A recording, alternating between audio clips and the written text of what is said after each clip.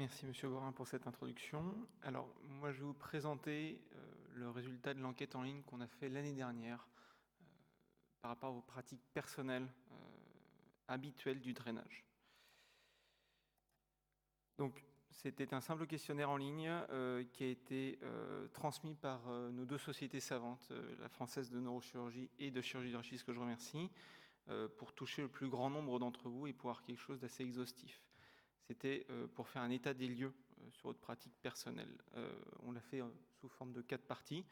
De 1, les idées reçues que vous aviez sur le drainage, les facteurs qui pouvaient influencer votre pratique du drainage, différentes situations cliniques quotidiennes, et enfin des commentaires libres.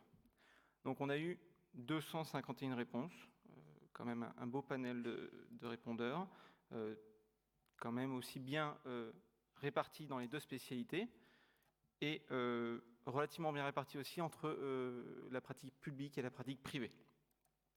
Donc tout d'abord, on vous a posé quelques questions sur ce que vous pensiez du drainage. Est-ce que le drain permet-il de prévenir l'apparition d'un hématome post-opératoire?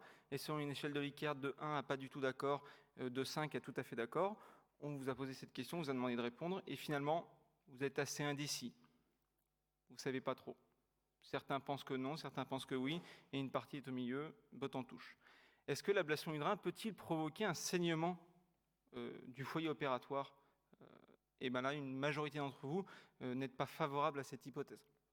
Ensuite, comme l'a dit M. Borin, est-ce que le drain est un risque d'infection supplémentaire? De même, vous n'êtes pas favorable à cette hypothèse, ce qui se retrouve aussi dans la littérature. Et enfin, la question qui est la plus sensible pour tout le monde, est-ce qu'un hématome post-opératoire présent en absence de drainage peut-il engager votre responsabilité? Là, c'est quand même là où vous avez été le plus favorable à répondre oui, à justifier, entre guillemets, votre habitude de drainage par cette explication. Ensuite, on vous a proposé différents facteurs qu'on a retrouvés dans la littérature qui pouvaient influencer la mise en place d'un drain. Des facteurs cliniques, biologiques, type d'intervention, suite opératoire.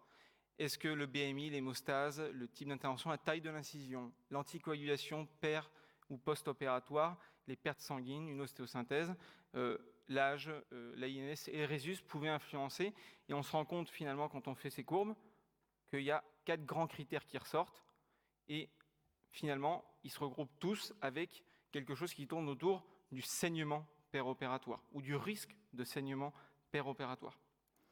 Ensuite, on s'est attaché un peu plus précisément à des situations pratico-pratiques. On vous a posé différents cas cliniques de votre pratique habituelle et on vous a demandé si vous drainiez ou pas. Pour une dissectomie L5S1 standard sans complications, 23% à peu près d'entre vous drainent. Une dissectomie cervicale, pas de complications non plus. Tout de suite, on passe à quasiment 3 fois plus de praticiens drainant en fin d'intervention. Une laminectomie lombaire, L2, L5, perte sanguine standard, 125 ml. 85% d'entre vous vont réaliser un drainage. Une ostéosynthèse postérieure avec TELIF, 80% à peu près. Une arthrodèse L2S1, perte sanguine un peu plus importante, vous allez être plus nombreux à drainer, jusqu'à 92% d'entre vous. Et enfin, sur une reprise sur une infection à J10 du site opératoire, 90% d'entre vous vont réaliser un drainage. Donc, une fois qu'on a ces résultats-là, on va s'intéresser un peu plus près à certains facteurs qui peuvent entrer en ligne de compte. Les années d'expérience. Là, on se rend compte que pour tout sauf la hernie discale, il n'y a pas de différence significative que vous soyez jeune chirurgien ou chirurgien en fin de carrière. La hernie discale, plus on est jeune, moins on draine. Est-ce qu'on peut l'expliquer? Est-ce que c'est nos patrons qui drainent plus et on n'a pas forcément envie parce qu'on ne voit pas de complications particulières quand on ne draine pas? C'est une bonne question. Ensuite, si on s'attache au type d'exercice, privé versus public, là, les deux seules choses qui ressortent significatives, c'est la hernie discale et le canal lombaire étroit, où en privé, on a tendance à plus drainer nos patients. Sinon, pour le reste des chirurgies, c'est pareil. Et enfin, les spécialités, orthopédiste versus neurochirurgien. Et là, on se rend compte que l'orthopédiste a une tendance nettement plus favorable à drainer toutes les interventions, sauf la scoliose, où on se retrouve tous à peu près au même niveau. Une fois qu'on a ces informations-là de base, on va vous rajouter un petit point, un peu plus important pour savoir qu'est-ce qui se passe dans les situations cliniques qui ne se passent pas forcément comme d'habitude. La dissectomie lombaire, il y a un petit écoulement de LCS, une petite brèche à la fin de l'intervention. Qu'est-ce qui se passe? Vous drainez significativement moins à la fin de cette intervention. Mais il n'y a pas de différence entre les années d'expérience et le type d'exercice. Bon, la seule différence notable qui ressort, c'est qu'un neurochirurgien aura tendance à moins drainer une brèche durale avec un petit écoulement qu'un orthopédiste. Maintenant, on reprend les autres cas cliniques et on rajoute quelque chose qui peut pousser à drainer. Une discrète hémorragie sous l'arthrodèse sur une dissectomie cervicale, on l'a quand même régulièrement, ça saigne un petit peu dans les coins une fois la thoracotomie bien faite. Est-ce qu'on va drainer plus? Oui. Une laminectomie lombaire, avec un petit saignement des masses musculaires en fin d'intervention, aussi.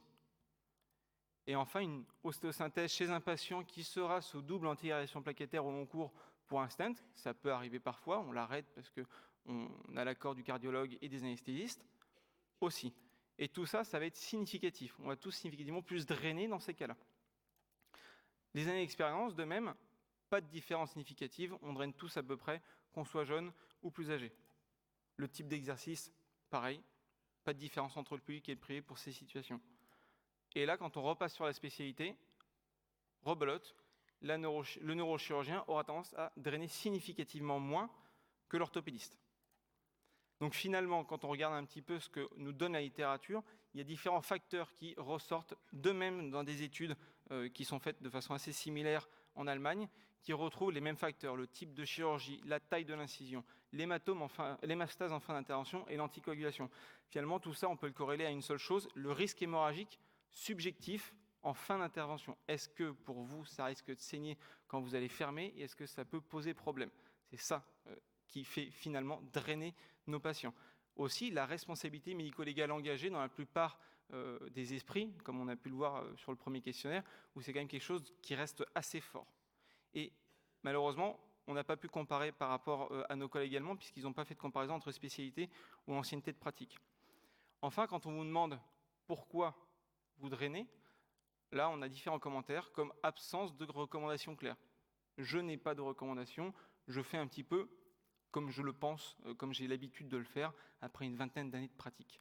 Et certains d'entre vous mentionnent des effets négatifs du drain. L'hématome, la pneumoncéphalie, en cas de brèche, ça peut arriver, on le sait dans la littérature, et certains d'entre vous vont mentionner des effets positifs à mettre un drain, type la diminution des douleurs post-opératoires, et ça on le verra après sur l'étude nationale qui est assez intéressante par rapport à ça, la diminution de la fibrose aussi.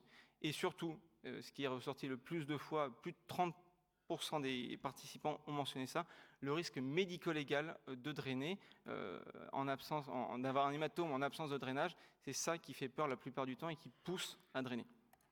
Je vous remercie.